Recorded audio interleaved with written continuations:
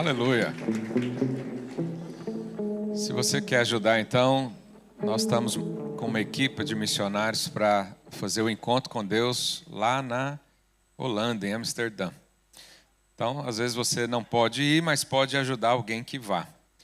Já pensou você fazer uma oferta e alguém for, e essa pessoa é usada por Deus para a conversão de alguém lá? Você fará parte do galardão também. Quantos creem nisso? Aleluia.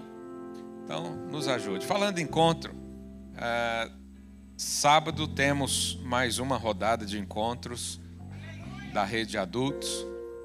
Se você conhece alguém para convidar, se você nunca participou, chegou há pouco tempo aqui conosco na igreja e quer participar, sábado aí é a sua oportunidade de ir. Amém? Eu quero ler com os irmãos 2 Crônicas 20.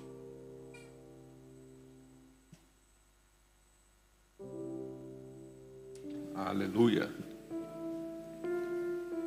2 Crônicas 20, verso 1 e 2. Coloque aí, por favor. Depois disso, os filhos de Amon, os filhos de Moabe e os filhos de Amon, com alguns dos meunitas, vieram a peleja contra Josafá. Então vieram alguns que avisaram a Josafá, dizendo: grande multidão vem contra ti da além do mar da Síria. Josafá, irmãos, foi um rei de Judá, muito homem de Deus, muito de Deus. Mas um dado momento, ele foi atacado por 3 inimigos. E a gente vê essa passagem agora. E se você ler aí o contexto, esse ataque ele foi assim, do nada. Simplesmente aconteceu. A Bíblia nem estava falando sobre ataque. Estava conversando de outras coisas no capítulo anterior. De repente, veio um ataque. Você sabe, às vezes nós passamos por situações assim também.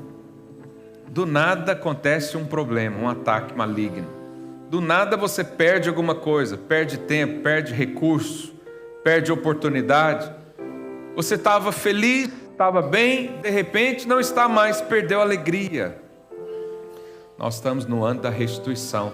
O Senhor quer restituir você. Mas eu tenho uma palavra de Deus para você hoje. E tem uma música que nós vamos cantar aqui junto, que é o seguinte: às vezes parece que você está cercado por muitos inimigos, e você tenta ver alternativas para sair desse cerco, mas eu vou te falar que existe um cerco maior ainda na sua vida.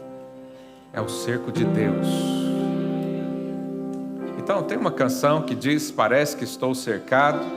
Como é que é mesmo? Parece que estou cercado, mas... Não canta ainda não, só fala. Mas estou guardado por ti. Eu quero hoje, junto com você, lembrar, domingo passado nós ministramos uma palavra sobre Davi, que Davi encontrou o caminho de restituição no Senhor. A Bíblia não diz que Davi foi animado por Deus. A Bíblia diz que Davi se animou em Deus. Ele encontrou o caminho. Por quê? Adultos fazem isso. Crianças, quando estão com fome, choram. Adultos, quando estão com fome, vai à mesa, senta e come. O Senhor tem preparado para nós tudo que nós precisamos.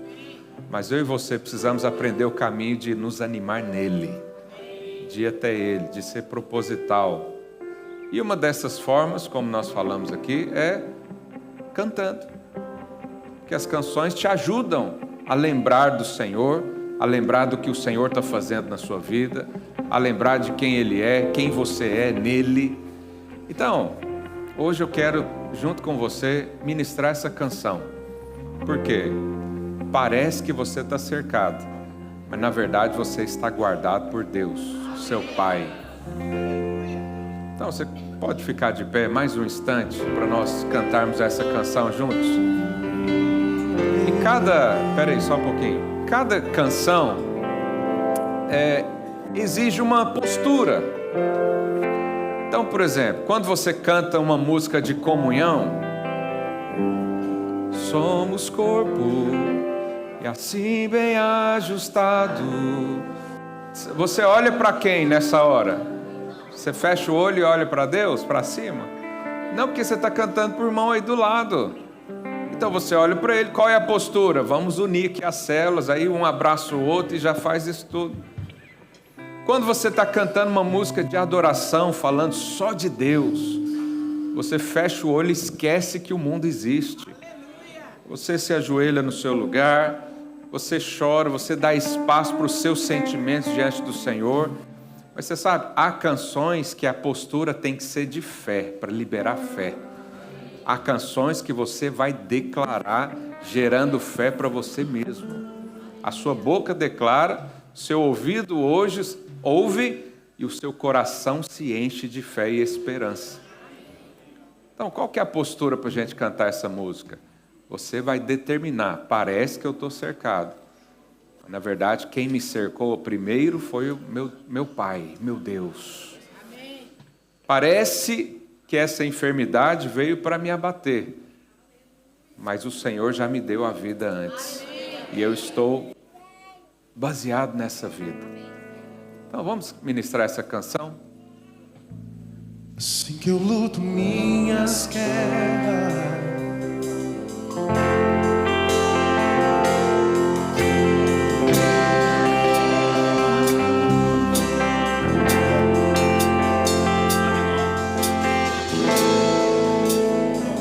vou só organizar o tom aqui porque eu não ouvi ensaio. Então o ministro louvor errou. Lá, faz o tom. Parece que está... Isso aí. Parece que estou cercado. Parece que estou cercado.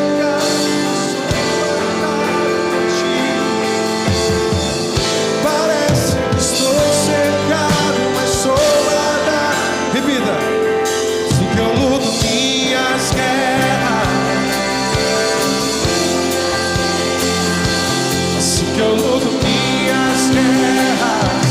Declare isso em fé, com todo o seu coração. Assim que eu luto minhas guerras. Assim que eu luto minhas guerras.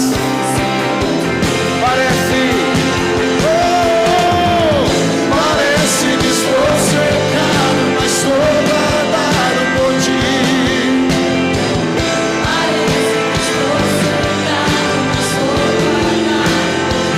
Jesus, parece que estou cercado, mas sou guardado por ti. Mais uma vez declare, parece que estou cercado, mas sou guardado. Agora aumente a sua voz. Assim que eu luto minhas guerras. enche o seu coração de fé nessa manhã. Assim que eu luto minhas guerras. A nossa confiança é o Senhor. Assim que eu luto minhas guerras. Assim que eu luto minhas guerras.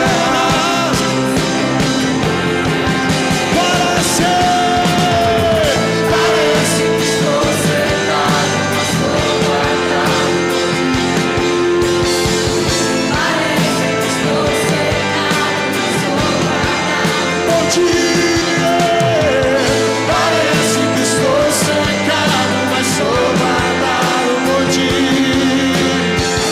Parece que estou cercado, mas sou guardado. Aleluia.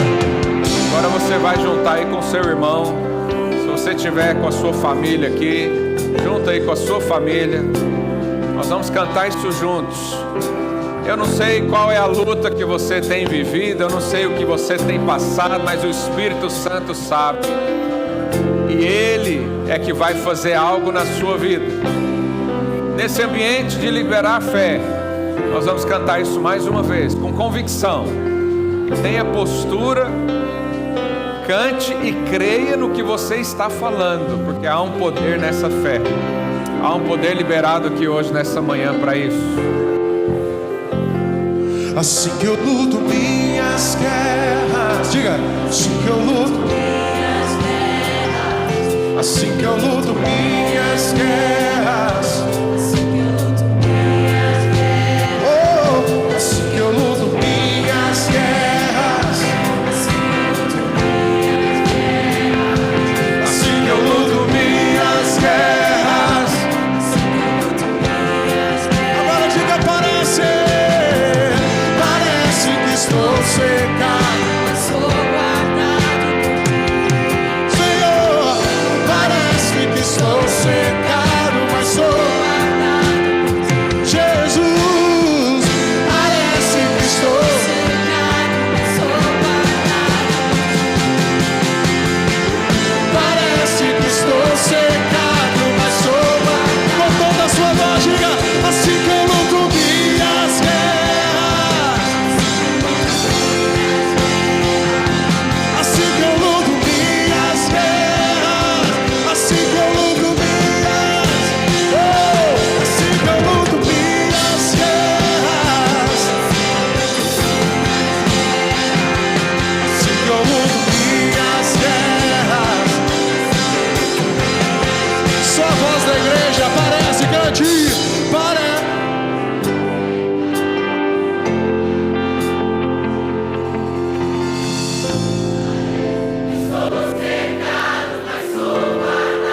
Essa é a nossa realidade. Mais uma vez. Essa é a verdade de Deus.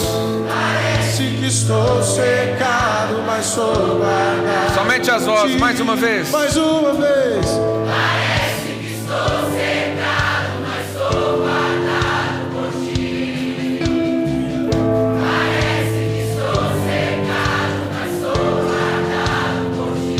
Aleluia, aleluia. Aleluia. Aleluia, aleluia. Aleluia. Glória a Deus. Pode sentar no seu lugar. Você está no ambiente onde foi liberado fé. Receba essa fé, abraça essa fé. O Espírito Santo provavelmente lembrou você das lutas, das guerras que você tem vivido. E Ele está afirmando, só parece. A realidade não é o que seus olhos veem, mas é o que Ele diz, o que Ele fala. E quantas são as promessas do Senhor para a sua vida? Quantas são? Às vezes nós nos perdemos por causa da tribulação, por causa da circunstância, não é? São lutas. Pode acender a luz aí, por favor. São lutas, desafios simultâneos vindo de todas as direções. Às vezes são problemas impensáveis que você via na vida dos outros, mas nunca pensou que poderia acontecer com você. E agora está acontecendo. Esse problema não vem da parte de Deus, mas Deus sabe. E Ele já tem preparado sustento para você. Ele tem preparado uma solução. E nós precisamos crer nisso. Se nós não cremos nisso, vamos viver de forma ansiosa, preocupada, né, descontrolada. Você sabe, a Bíblia diz, mais à frente eu vou ler para você se der tempo, que o Senhor sabe quantos fios de cabelo tem na sua cabeça. Será que Ele não sabe o dia de amanhã? Será que Deus não sabia que você estaria passando um problema hoje? Lá atrás Ele já sabia. Mas Ele está ajustando formas de abençoar você e preparar você para essas lutas. E você sabe, no meio da luta, nós às vezes precisamos de uma palavra de consolo, de vida, para respirar. E hoje eu quero falar para você, pegando o exemplo de Josafá, se der tempo, 7 coisas que o Senhor falou para ele no meio da luta. Se Ele falou para Josafá, vai dizer para você também aqui hoje. Então, Josafá estava lá no seu reinado, tranquilo. De repente veio 3 inimigos contra ele. Josafá, como um bom crente, o que foi fazer? Orar. Falei para o seu vizinho, crente ora.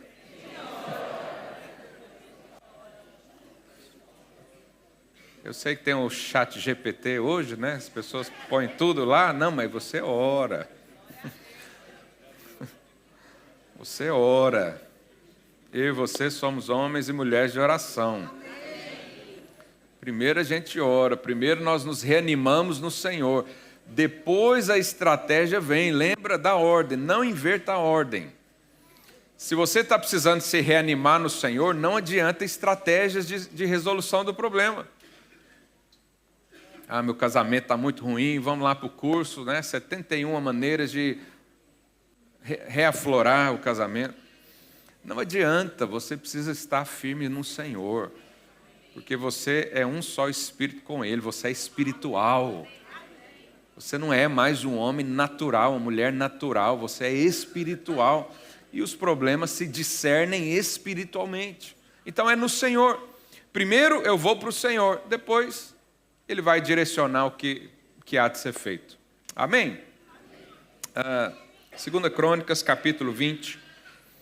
A gente leu o verso 1 e 2, agora pula lá para o verso 14. Depois que Josafá então foi orar, veio essa palavra do Senhor. Então veio o Espírito do Senhor no meio da congregação sobre Jaziel, filho de Zacarias, filho de Benaia, filho de Jeiel, filho de Matanias, levita, dos filhos de Asaf. Se você está procurando nome para filho, está aí um monte. Está na moda, nome antigo, né? Então vai lá para a Bíblia, você vai achar vários. E disse: dai ouvidos, todo Judá, e vós, moradores de Jerusalém. E tu, ó rei Josafá, ao que vos diz o Senhor. Então, olha a resposta para Josafá: não temais, nem vos assusteis por causa dessa grande multidão, pois a peleja não é vossa, mas de Deus. Amanhã descereis contra eles. Eis que sobem pela ladeira de Ziz, encontrá-lo-eis no fim do vale, defronte ao deserto de Jeruel. Nesse encontro não tereis de pelejar. Tomai posição, ficai parados e vede o salvamento que o Senhor vos dará, ó Judá e Jerusalém. Não temais, nem vos assusteis. Amanhã saí-lhes ao encontro, porque o Senhor é convosco. Essa resposta é uma das mais fascinantes da palavra de Deus. E eu quero esmiuçar um pouco aqui com você isso, por quê? Porque essa palavra é para você. É a primeira coisa que Deus responde para o rei Josafá, a primeira coisa é: não tenha medo. Quantos aqui já deixaram de fazer coisas por causa do medo? Quantos aqui já interromperam projetos que você sonhou, pensou, foi abençoado, mas na hora de executar veio o medo? E de repente, perdeu. O medo, ele paralisa. Mas a Bíblia diz que o perfeito amor lança fora todo o medo. Sabe como é que nós vamos vencer esse medo? Dizendo: eu sou amado por Deus. Há mais ou menos 7 anos e meio atrás, eu cheguei em Portugal e comecei a ministrar palavras assim, sobre o amor de Deus. E uma pessoa, ironicamente, me procurou e falou: pastor, então toda a resolução da minha vida está em dizer que Deus me ama? Eu falei: sim. E ela riu naquela hora, o tempo passou, 2 anos depois ela veio chorando, dizendo: você estava certo. Hoje eu entendo tanto que eu sou amado por Deus, não tenho mais medo. Se Deus é por nós, a Bíblia diz, será que existe alguma coisa? Esse quem será é levando você a um raciocínio bíblico dizendo: é possível que exista alguma força além de Deus? É possível que alguém pode atrapalhar quem Deus ajuda? É possível alguém amaldiçoar quem Deus está abençoando? Não. Então, a primeira coisa que ele fala para Josafá: não tenha medo. Se você pegar a Bíblia, vai ter umas 70 expressões: não tenha medo ou não temais. Mas se você pegar a origem das palavras, você vai achar na Bíblia curiosos 365 versículos que falam para você não ter medo. Um para cada dia do ano. Como que você vai ter medo sendo filho do seu pai? Falando do Pai Celeste. Mas vamos fazer uma alusão aqui sobre nosso pai natural. Imagina que o seu pai natural é o Donald Trump. Atualmente. Você andaria na rua com medo? Você já viu o avião do Donald Trump? É o mais seguro do mundo que existe. Você já viu a segurança que esse homem tem? Você levantaria preocupado se vai ter dinheiro para o almoço? Hã? Os irmãos não gostaram do Donald Trump, né? Vamos mudar o exemplo. Imagina que você é filho de Carlos III, rei da Inglaterra. Melhorou? Ele não está envolvido com guerra, né? Então, está mais seguro.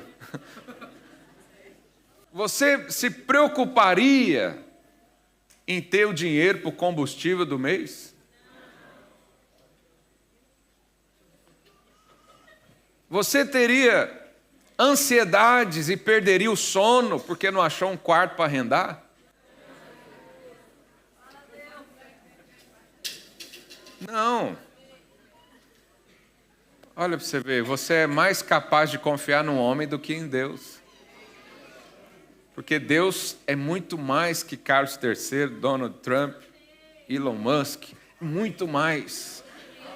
Mas você perde o sono porque acha que Ele não cuida de você. Mas você está aí vivendo de forma ansiosa e com medo, medo de não dar certo, medo de ser rejeitado. Meu irmão, quem vai te rejeitar se Deus te aceitou?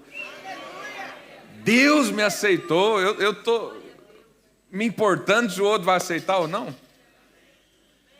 Deus me aceitou, é isso que importa. Eu estou nele, a minha vida está nele. Ah, mas a sociedade não me aceita. O problema é dela, eu não tenho nada a ver com isso. Porque eu já fui aceito por Deus. Então, tudo isso nos leva a ter um firme posicionamento seguinte: eu não vou ter medo. Se o medo bater a minha porta, eu fecho a porta na cara dele. Não aceito o medo. O medo passa... sentir medo é normal, ok? O problema é o processamento do medo. Porque o medo vem, aquele frio na barriga, aquela angústia, aquela coisa assim que de repente, repentinamente aparece. Igual aconteceu com o rei Josafá. Mas o que eu vou fazer em seguida? Aí determina se eu confio em Deus ou não. Aí vai determinar aonde está a minha confiança. Se é no Senhor ou se é em outras coisas. Então falei para o seu vizinho, não tenha medo. Muitas pessoas, quando estão debaixo do medo, eles entram para uma caverna.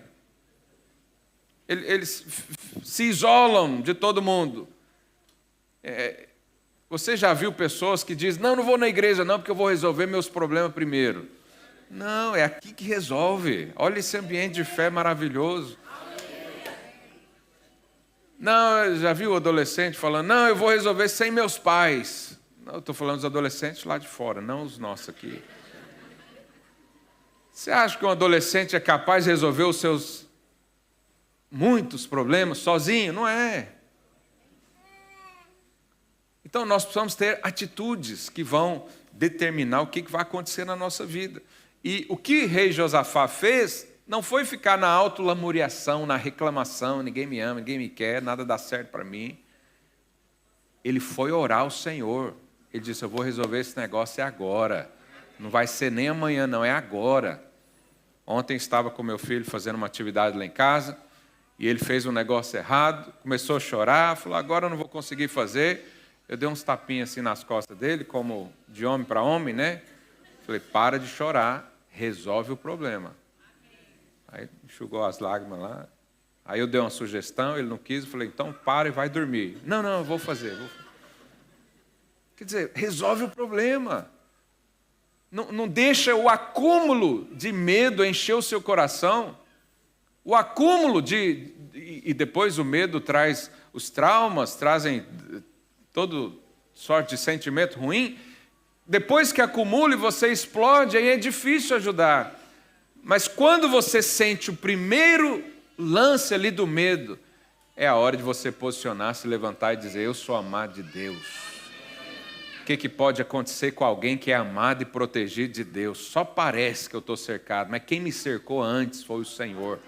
Quem cerca os meus inimigos é o Senhor. Quem tem a palavra final é o Senhor. Quem me deu esse projeto foi o Senhor. Quem me deu essa família foi o Senhor. É Ele que vai ditar como é que vai ser. Quem me prosperou foi o Senhor. Então é Ele que vai conduzir essa prosperidade. Então, atitudes assim nós precisamos ter. Deus não é o autor dos seus problemas, Ele é o autor da fé, diz a palavra.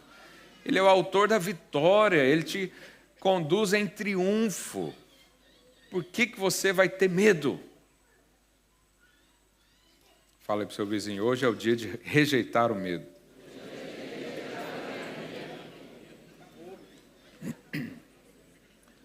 Você não precisa ser negacionista do medo. Você pode assumir que tem medo, mas você também pode assumir que o Senhor é grande. E nenhum problema há que vai paralisar o que Ele tem feito na sua vida. Aleluia. Uma holandesa judia, na época da guerra, ela, junto com a família, abrigaram alguns judeus ali dos nazistas. E o nome dela é Corrie. E a história diz que ela e a sua família foram presas por estar ajudando os judeus na perseguição contra os nazistas. Foram para um campo de refugiados.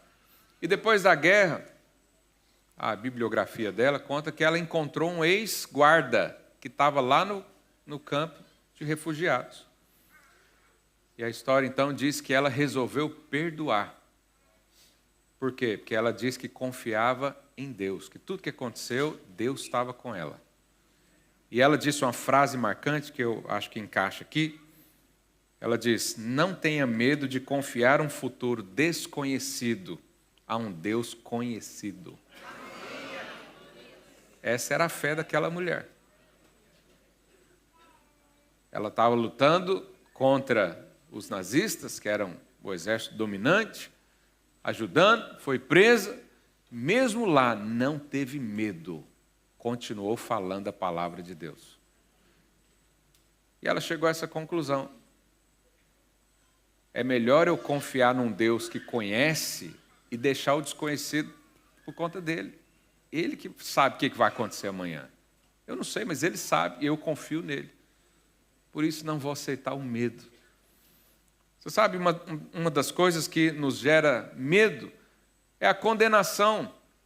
Porque quando as pessoas dizem que tem medo, a raiz do medo é o medo de Deus. Então, por exemplo, as pessoas falam: eu tenho medo de andar de avião. Não, você não tem medo de andar de avião, você tem medo de entrar no avião e o avião cair. É ou não é? Tem medo de cobra. Não, você tem medo de ser picado pela cobra e você morrer. No final, o medo é tudo medo da morte. Mas por que você tem medo da morte? Porque você não sabe o que vai ser depois. Mas nós sabemos. Para nós, a morte, como diz o apóstolo Paulo, é o lucro. A maior salvação da sua vida vai ser a morte. Então nós não temos medo da morte. Por quê? Porque eu sei o que vai acontecer depois.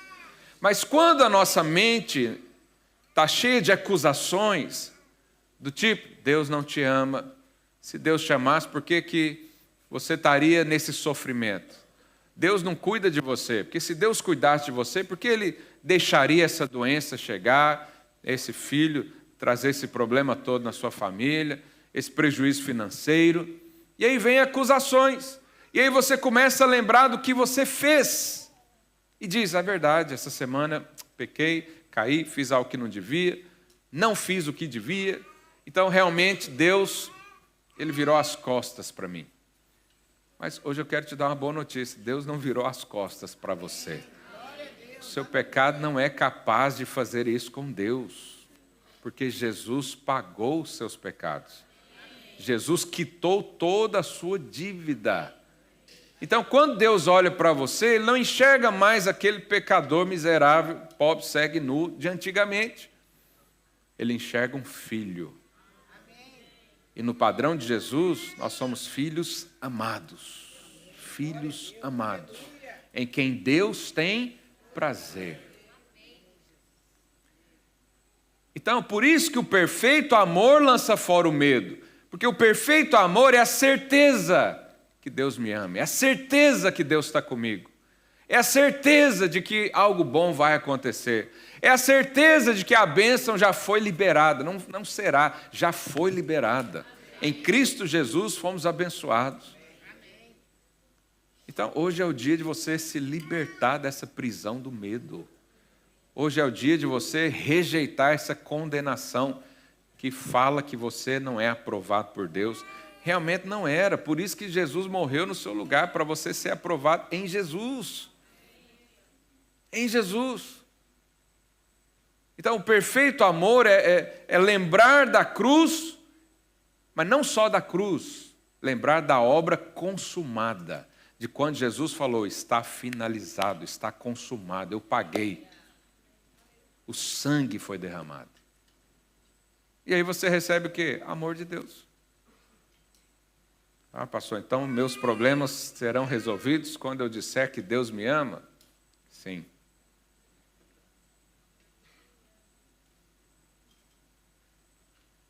Alguém concorda com isso? Aleluia. Alguém já teve assim a sua vida transformada por causa do amor de Deus aqui? Aleluia. Alguém já se encontrou com o amor de Cristo ali naquela cruz? Qual que é o sentimento imediato? O medo vai embora. Só pode dar certo a sua vida. Só pode dar certo o seu projeto, principalmente se foi Ele que colocou no seu coração. Imagina, vamos voltar ao exemplo do Carlos III. Você é filho dele. Aí você recebe uma ordem dele para fazer alguma coisa. Vai lá no continente asiático. Vai fazer uma missão. E aí você começa a fazer a missão. Você tem preocupação com o recurso da missão? Não, por quê? Porque foi o Carlos III que mandou. Se ele mandou, ele vai mandar o recurso. Você tem medo de alguém chegar lá e falar, não, você não pode entrar aqui não. Não, meu amigo, quem me mandou aqui foi o Carlos III.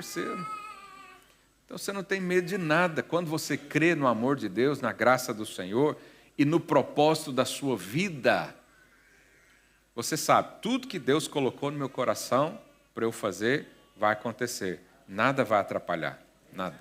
Parece que eu estou cercado, mas eu sou guardado por quem? Por Ele. Falei para o seu irmão, você é muito amado.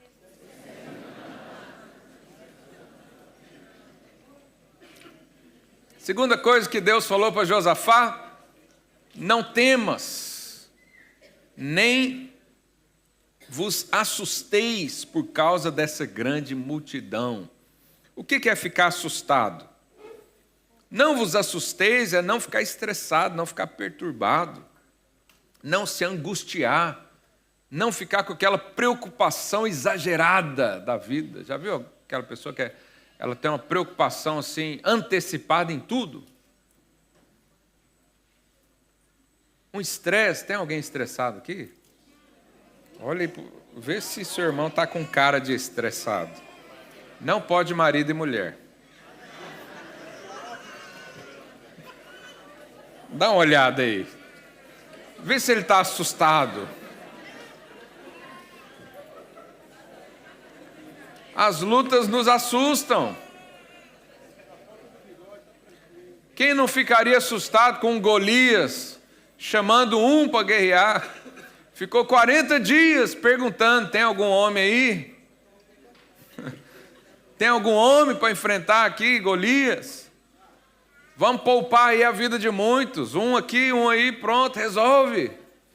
Mas só tinha gente assustada no exército de Saul. Até chegar um homem de Deus. Pequeno e forte, Davi. Então, muitos perdem a disposição por causa de obstáculos e resistências do inimigo, perde a disposição, perde a vontade de lutar, se assusta, se estressa. E o Senhor está dizendo, não se assuste com o tamanho do problema. Quando você conhece o seu Deus, você nem mede o problema. Você já viu aquelas pessoas que aumentam até o problema? Né? O problema é isso aqui, ó. Só que ela faz uma tempestade. Lá no Brasil a gente usa essa expressão, né? Faz uma tempestade num copo d'água. Não sei se aqui em Portugal usa também. Então, eu não quero ficar medindo o problema, eu quero medir o tamanho do meu Deus. Cada vez que eu canto, a medida aumenta. Cada vez que eu experimento, a medida aumenta. Por quê? Porque se eu sei o tamanho de Deus, eu não me interessa o tamanho dos problemas. Então eu não fico assustado, não fico escandalizado. Quando eu vejo um crente escandalizado, eu falo, está faltando conhecer mais o tamanho de Deus. Porque ele está mais impressionado com o problema do que com Deus. Eu fico impressionado com Deus.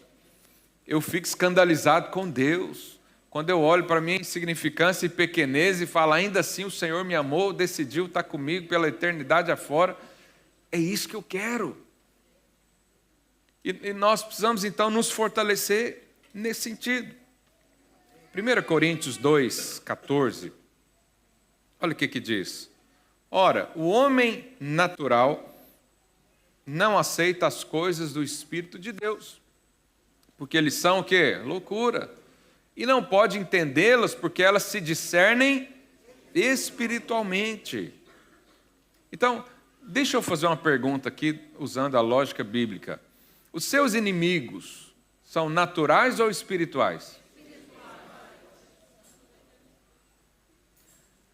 As armas que você vai usar e o poder que você vai usar contra esses inimigos são naturais ou espirituais?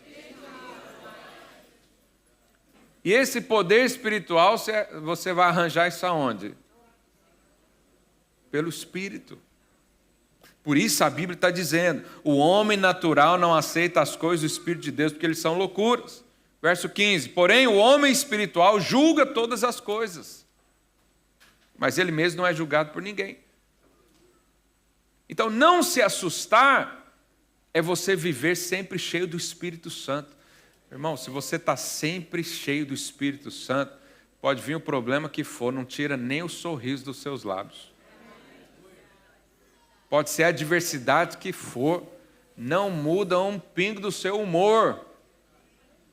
Por quê? Porque você é um homem espiritual, mulher espiritual, você está enxergando além dos problemas. Você está olhando para o gigante, igual Davi falou, hoje mesmo esse problema vai acabar. Davi não precisou ouvir 2, 3 vezes, não. Por quê? Porque ele não se assustava. Levantou um e falou, quanto maior, mais fácil acertar a pedra. Quanto maior, mais fácil falar para Deus. Porque às vezes você está num problema que você nem sabe explicar para Deus. Quem já passou por situações assim? Mas quando é grande demais, não tem jeito. Você fala, Deus, olha aí o problema. Está todo mundo vendo. O Senhor também. Não se assuste. Confia, Ele sabe. Será que Deus não sabia que Josafá iria ser atacado por 3 outros povos? Deus sabia. Deus é pego de surpresa? Não, porque Ele é onisciente. Ele tem ciência de todas as coisas. Então, se Ele não é pego de surpresa e você vai ser atacado pelo inimigo amanhã, Ele já prepara você hoje. Como é que Ele te prepara? Enche você do Espírito Santo. Enche você de dons espirituais. Abre a sua visão espiritual para você enxergar além dos problemas. Seu problema não é seu chefe, seu problema não é o marido, não é a esposa. Seu problema, o seu inimigo é espiritual. Então não se assuste com as coisas que vão acontecer. Jesus, quando reuniu os discípulos, 12, você sabe que existe uma técnica motivacional, né? Quando a gente vai reunir uma equipe. Então, primeira reunião de equipe, o que você faz? Você só dá a palavra boa, sim ou não? Vamos reunir, vamos fazer um negócio aqui. A gente só fala da coisa boa. Mas Jesus, quando reuniu os discípulos, não vai dar tempo de eu ler, ele falou, vocês vão ser perseguidos, os lobos vão vir atrás de vocês, um irmão vai entregar o outro no tribunal, uns vão morrer por causa de mim. Esse foi o primeiro discipulado de Jesus. No mundo tereis aflições, mas eu venci o mundo. E vocês estão comigo agora. Aleluia!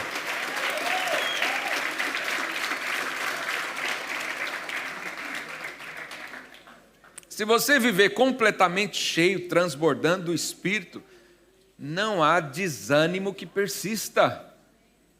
Não há tribulação que te assuste. Porque você está sempre pronto, você está sempre acima. Reinar em vida é isso, você está acima do problema. O problema está aqui, eu estou aqui. O inimigo vem de um lado, eu já estou preparado do outro. É viver isso. Terceira coisa que Deus falou, para mim, é uma das passagens mais impactantes da Bíblia. Verso 15, 2 Crônicas 20. Deus falando então para Josafá, e disse, dai ouvido todos de Judá e vós moradores de Jerusalém, e tu, ó rei Josafá, aqui diz o Senhor, não temais nem vos assusteis por causa dessa grande multidão. Pois, olha o que Deus falou, olha, lê aí, a peleja não é vossa, mas de Deus.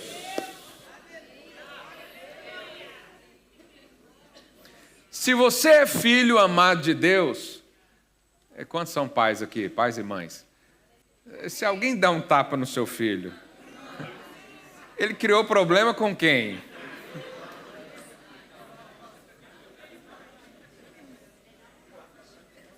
Tem que ser um pai muito ruim para não fazer alguma coisa. Tem que ser uma mãe. Normalmente a mãe é mais enérgica, né? A mãe não mede o tamanho do perigo. O pai, olha, dependendo do que for, ele engrossa a voz, né? Se alguém está mexendo com você, querido irmão, ele está mexendo com Deus.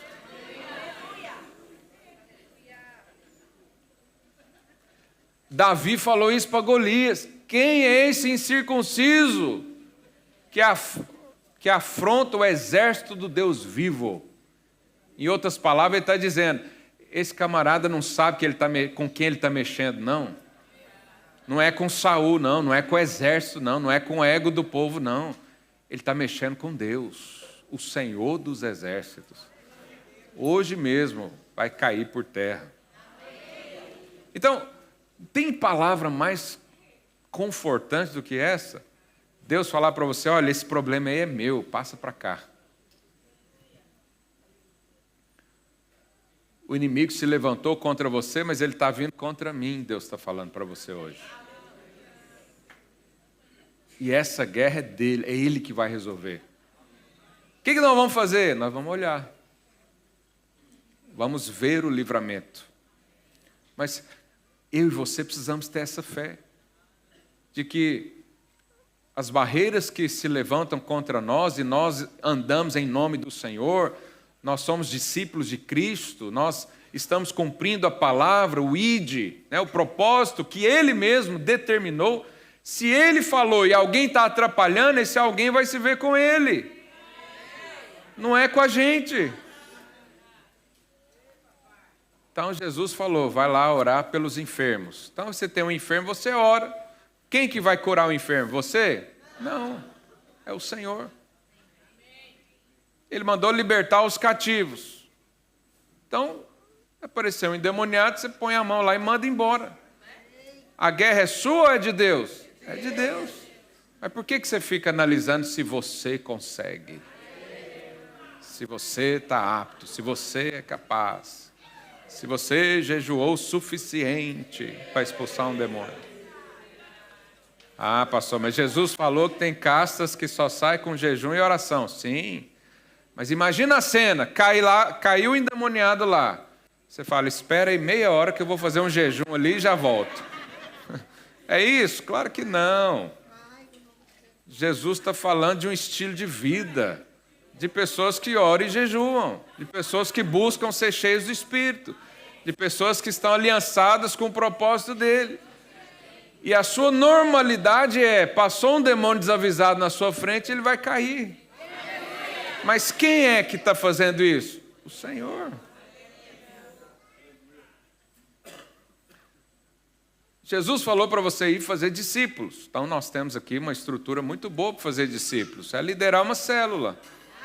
Todo líder de célula é um fazedor de discípulos. Aí Deus chama para liderar a célula. O que o irmão pensa? Será que eu vou conseguir? Mas não é você. Você não entendeu ainda. Você é só um canal. Você é só uma ferramenta na mão do Senhor. A guerra é dele. Se você achar que você resolve o problema, na hora que vier o problema, você nem orar não vai. É ele. Ele que faz. E se alguém levantar contra, está levantando contra ele. Deus está falando para você hoje, essa guerra aí é minha. Ah, pastor, mas isso aqui foi consequência dos meus erros. Não interessa, ele é seu pai. Ele é que vai trocar sua fralda. Você fez o que não devia, ele vai lá, vai trocar sua fralda. Mas a responsabilidade é dele. Apenas creia nisso. Você foi chamado para reinar. É claro que eu estou falando de um indivíduo aqui que estava servindo a Deus, não é o que estava distante, não. Ele estava servindo a Deus. Obviamente, se você não serve a Deus e está aí sem propósito nenhum, dificilmente essas coisas vão acontecer, porque não tem fé prática para crer nisso. Mas se você está sentado aqui nessa cadeira ouvindo, é porque você crê que foi chamado para reinar com Jesus. E está se preparando para isso. Então, meu irmão, qualquer problema da sua vida, Deus quer interferir nisso. Seja causado por você ou por outros, Deus quer te ajudar nisso. Deus quer te auxiliar. Deus quer te dar direções. Deus quer te fortalecer. Ele quer mostrar para você como é que passa isso. O escritor de Hebreus diz que Jesus é um sumo sacerdote que se compadece de nós, porque ele viveu e passou as mesmas coisas. Então ele entende tudo que você está passando.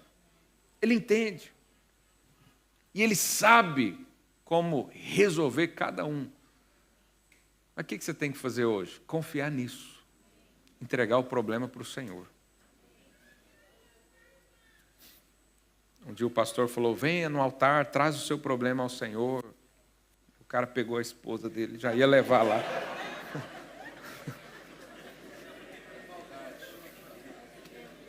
Só um quebra-gelo. O problema não é a esposa, é você ou os seus inimigos. A sua esposa não é sua inimiga. Seu marido não é seu inimigo.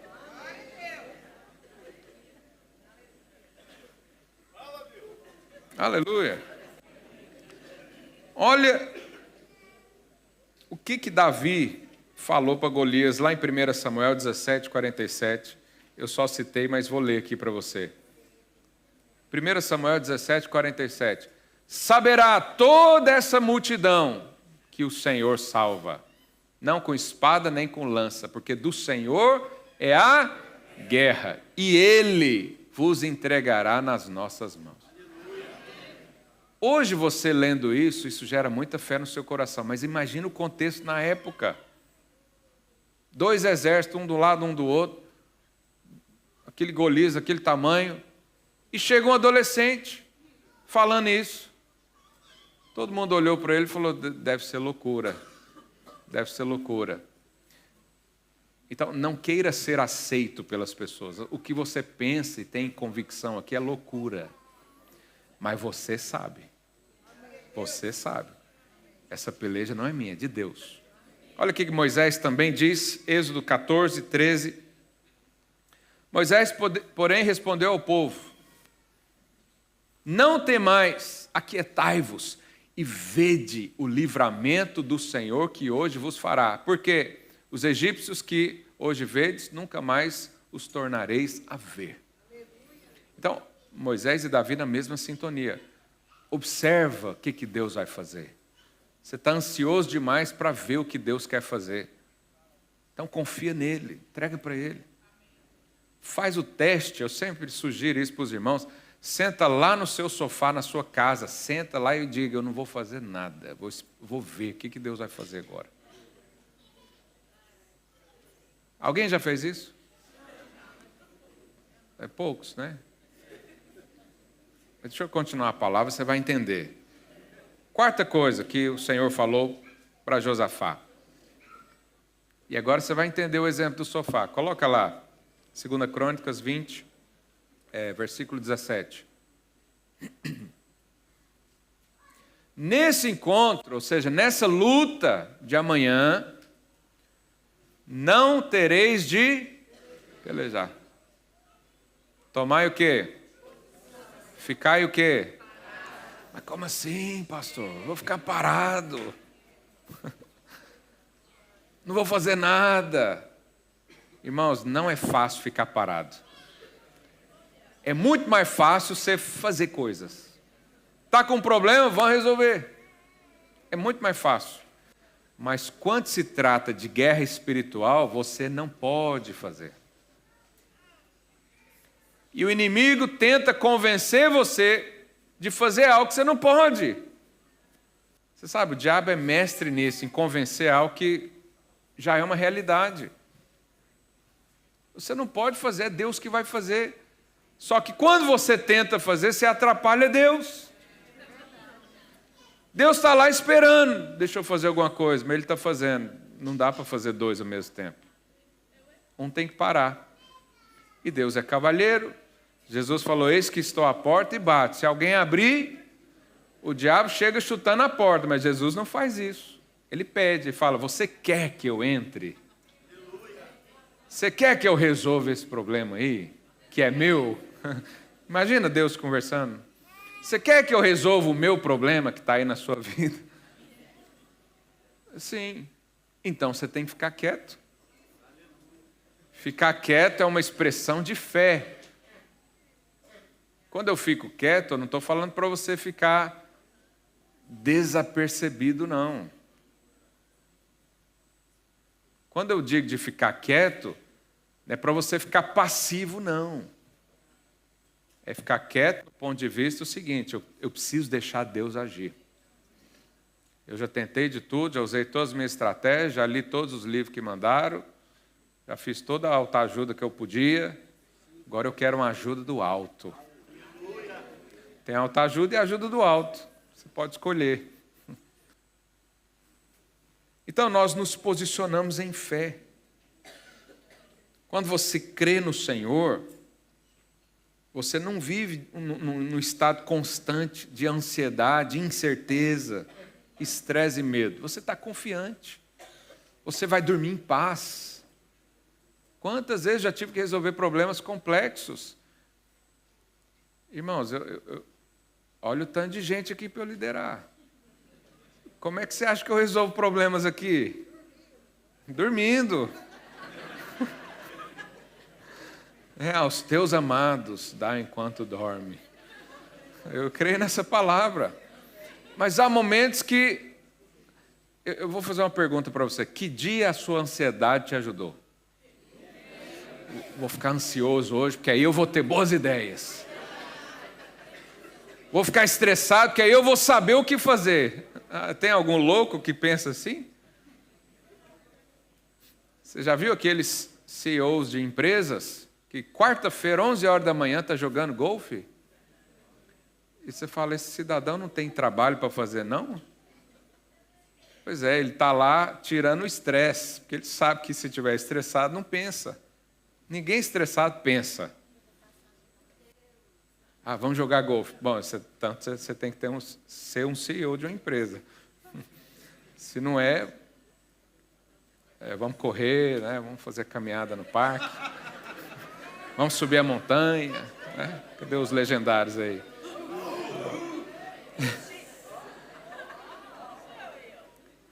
Mas então, ficar parado é um desafio para você. Fala aí para o seu vizinho, você tem que aprender a ficar parado. Mas não é ficar ocioso, É ficar posicionado. Posicionado. Às vezes você não sabe o que fazer, então fica parado. Não retroceda. Não saia fazendo qualquer coisa. Fica parado, posiciona. Fica antenado com o Senhor. Peraí, deixa eu ouvir o Senhor. Deixa eu subir a montanha para ouvir o Senhor. É isso que os legendários fazem. Eu quero continuar aquilo que Deus está fazendo na minha vida. Não vou desistir. Não vou procurar um atalho. Deus está falando, fica parado. Observa. Veja. Permaneça na posição. Efésios 6:13 diz assim: portanto, tomai toda a armadura de Deus para que possais resistir no dia mau. O que é resistir no dia mau? Ficar parado.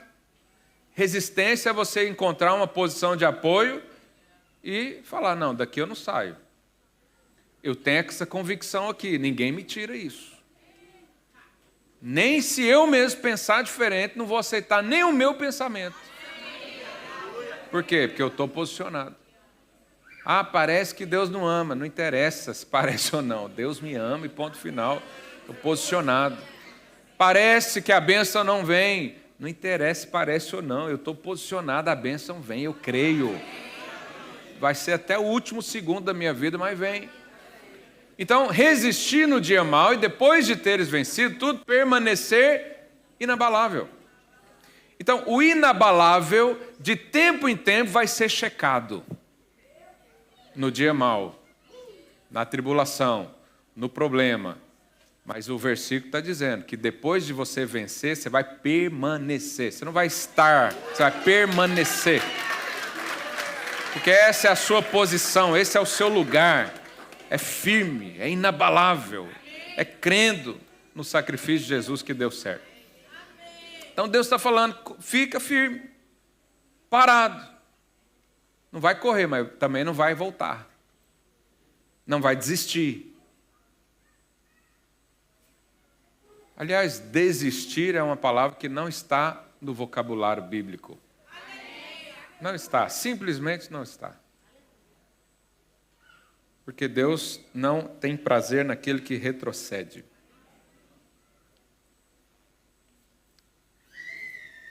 Então, Deus te colocou numa posição de vitória. Uma coisa que você precisa, eu e você precisamos ter clareza, é que a posição de vitória, quem coloca é Deus, não é você. Não é você que se coloca na posição. Deus te colocou lá. E Ele só está falando, não sai daí. Não sai daí. Então, olha o que diz Romanos 8, verso 31. Que diremos à vista dessas coisas? Se Deus é por nós, quem será contra nós? Vamos ler até o 37.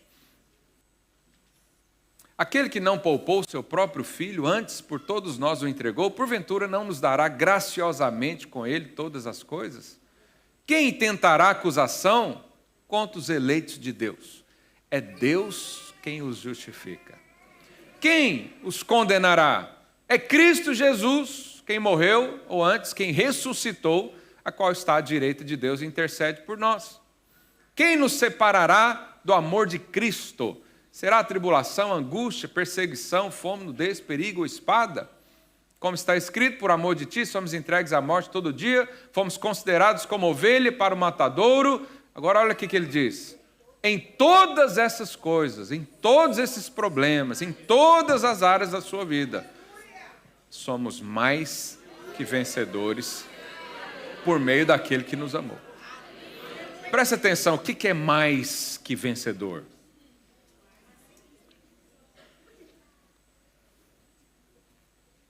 Mais que vencedor é o seguinte. Imagina um lutador de boxe. Mike Tyson. Ele foi lá, lutou, treinou para aquilo, se preparou, enfrentou ali os seus adversários, venceu várias lutas consecutivas, invicto, e de repente lá no final recebe um cinturão.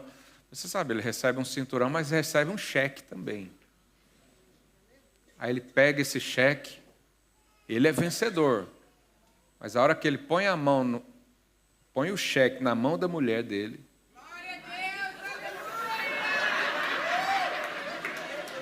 ele venceu, mas ela é mais do que vencedora. Porque ela vai desfrutar do prêmio. Ela não lutou, não se preparou, não enfrentou ninguém, mas recebeu.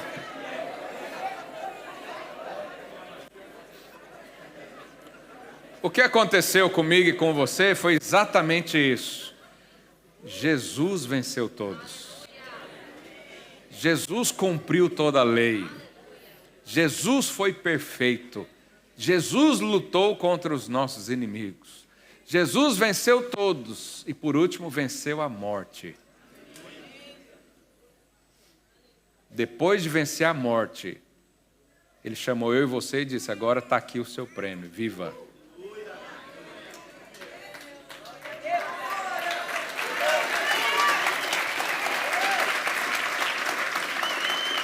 Não foi você que escolheu viver, ele te deu a vida abundante. Você nunca na vida merecia o Espírito Santo, nunca, porque nós somos cheios de erro. Mas ele venceu e nos deu a vitória, e nos chamou de mais do que vencedores. O que ele diz para você agora? Permaneça na posição de vencedor. Ore como um vencedor ora.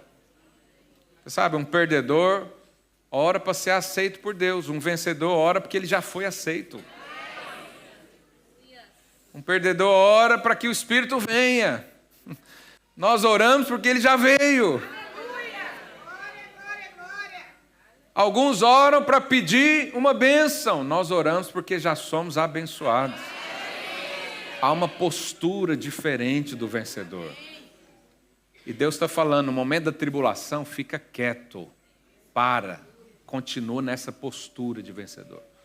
Não aceita pensamentos de perdedor, não.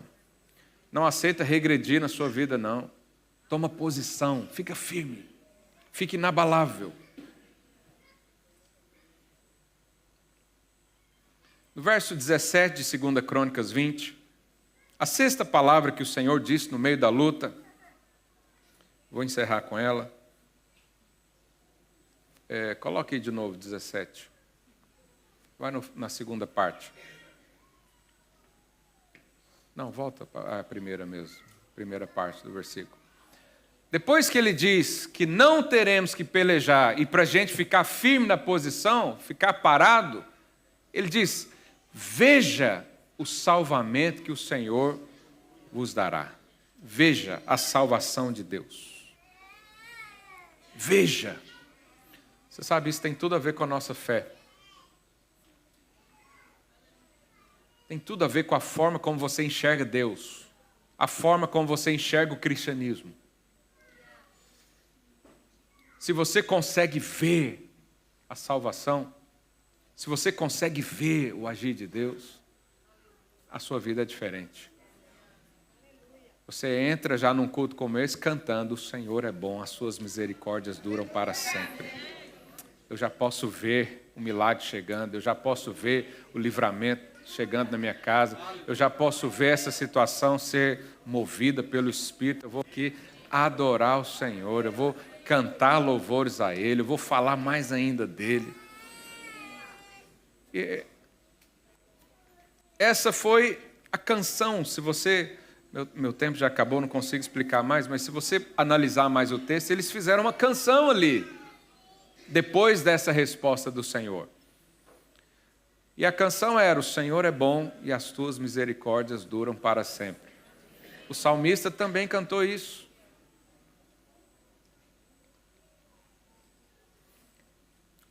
A primeira canção cantada no tabernáculo de Davi foi: o Senhor é bom e a sua misericórdia dura para sempre.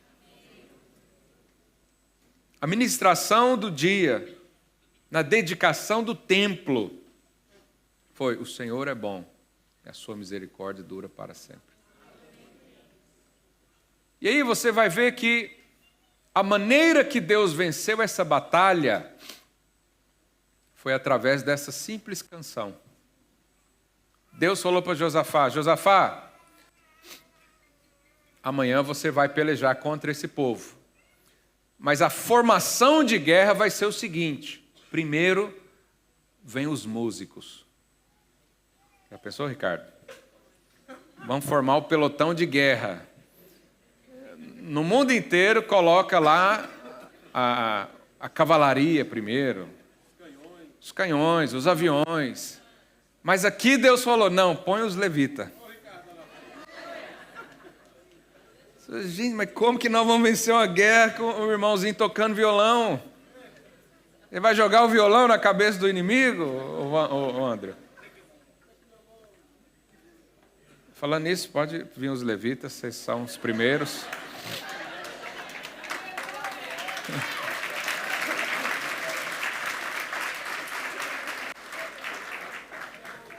Aí colocou então os levitas lá na frente, os músicos, para ir para a guerra. O que eles foram cantando? O Senhor é bom e a tua misericórdia dura para sempre. Só quem consegue, no meio da luta, cantar isso, ele consegue ver a salvação de Deus. Porque a confiança está toda nele. O olho está lá em cima. Os inimigos estão aqui, ó, mas o olho dele está lá em cima. A tribulação está aqui, o problema está aqui, a doença está aqui, eu estou sentindo a dor. Mas meus olhos estão lá em cima dizendo: Ele é bom, Ele é bom. Alguma coisa vai acontecer, por quê? Porque Ele é bom. A sua misericórdia dura para sempre. Não importa o que aconteceu comigo, o que eu fiz ou deixei de fazer, eu estou confiando na graça do Senhor. E a graça do Senhor diz que Ele me ama de forma assombrosa.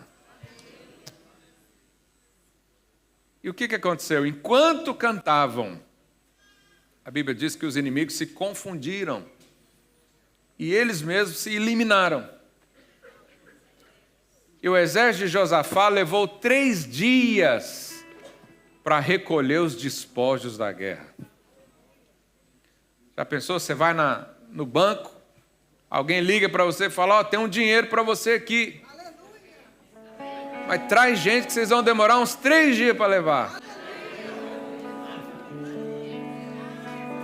Esse foi o tamanho da bênção. Esse foi o tamanho do favor.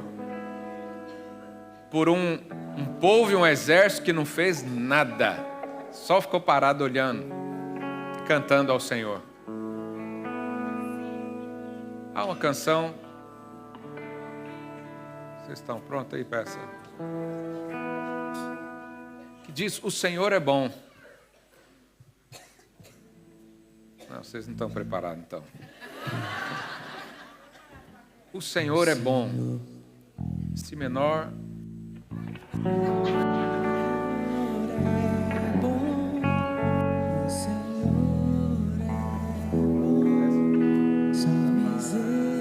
Não é essa não. Eu tinha mandado pelo WhatsApp, eu acho que não deu tempo dele ver. É do Antônio Cirilo. Faz aí, Si menor. Aí vai subindo para Ré. A minha voz não está me permitindo cantar.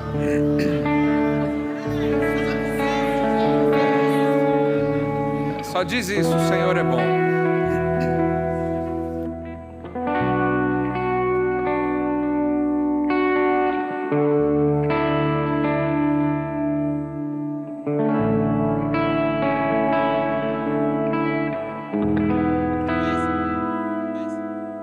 Fica de pé no seu lugar, vamos improvisar.